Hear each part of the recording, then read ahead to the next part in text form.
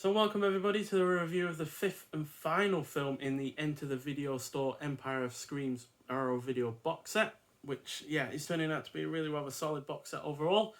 Most of them I've enjoyed overall. There's only been one that has been on the downside, but yeah, we're looking at today 1989's Robot Jox, which is directed by Purdy-Gordon, who I've seen 7 films from now. We've already talked about him though before because he also did Dolls in this box set. And this clocks in at 84 minutes long, so it's the second longest in the box set. And it's a post-apocalyptic mecha science fiction film starring Gary Graham, who was in Hardcore, Paul Colso, who was in The Omega Man, Joe Kidd, Mr. Majestic and The Stone Killer, as well as Robert Sampson, who was in Reanimator, and we've got several actors who we've seen in previous films in this box set. We have Hilary Mason, Ian Patrick Williams, and Caroline Purdy-Gordon, who were all in Dolls, as well as Jeffrey Combs, who was in Cellar Dweller. And this is set 50 years after a nuclear war. The two superpowers handle territorial disputes in a different way. Each fields a giant robot to fight one-on-one battles in official matches, each of which are piloted by a man inside, known as robot jockeys, or jocks for short, which is where it gets part of its title from. The contest of possession of Alaska, the contest for possession of Alaska even, will be fought by 2 of the best. The conscientious Achilles, who fights for the Americans, and opposing him is a Russian called Alexander. So given its dystopian setting and rather dark opening scene in which hundreds of spectators get crushed, the after effects of which aren't exactly shied away from, you would be forgiven for thinking this wouldn't be all that entertaining, but thankfully it balances its tones really rather effectively. The special effects are also glorious, despite being limited by the technology of the time and its budget. The action scenes are well handled. The cinematography is great, especially when it comes to showing off the excellent miniatures, which quite frankly rival the best ever miniatures in the forms of like Thunderbirds and by Jerry Anderson, I think he was called. But yeah, the cinematography is really good at showing off the miniatures. The great scale is shown off really rather effectively, and you genuinely get a feeling of scale with the robots and the sets and the like, as well as, it's also got a really solid score. The pacing is on point, is overall engrossing, and the cast is decent. So this is my favourite of the box set, to be honest, especially since it seems to be a bit of an innovator, because this was definitely the first live action film that had robots of this size.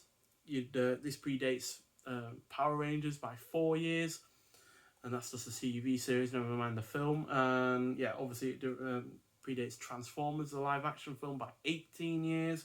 Now granted, you can definitely tell why such a film wouldn't have been made at the time, especially on such a small budget, as this costs between about $6.5 million and $10 million, which is really not a lot for a film of this type. But you can tell why such a film wasn't made by a much bigger studio, because it would have cost them alone 20, 30, 40 million or something to do a proper full-blown film like this. But still, it's really, really rather effective in terms of its effects. And I like the kind of like dystopian propaganda of, advertising to people to get pregnant to help re-establish the human population, because after the nuclear war and all that. So it's just overall a really, really good effort. Not quite sure why so many hate on this film. In fact, I don't think any of the films in this box set have anything higher than a 3 out of 5 on, say, Letterboxd. But I really, really enjoyed this film, and it's well worth watching. So if you've seen it before, I'd like to hear your thoughts on it. But in terms of my rankings, I'm going to tell them now. So last place, probably no surprise, Cellar Dweller, 3 out of 5. Then Dolls, 3.5 out of 5. I was expecting this to be my third or maybe second favourite of the box set, because I'd already seen it and already gotten quite a lot out of it before. But surprisingly, it slipped down the rankings, but not by a huge amount, as Dungeon Master only just about pips it. I think it pips it slightly because of the fact that it's constantly changing things up, being an anthology film.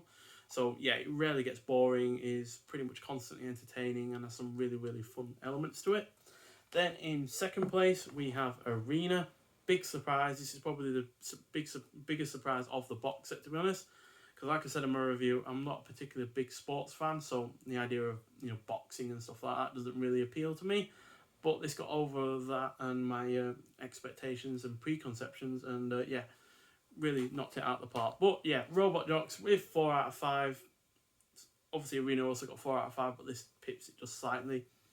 Is Robot Jocks, which yeah is really rather excellent, and yeah, well worth watching. So yeah, this box set, even though it only really peaked towards the end with Arena and Robot Jocks, the 3 other films are also still fairly decent. It's only really Cellular is a real letdown of the lot, but still, even that has plenty of stuff going for it to not be a complete bore. So yeah, amazing box set. Really surprised this has sold out as quickly as it has. You can't find it anywhere anymore, I don't think.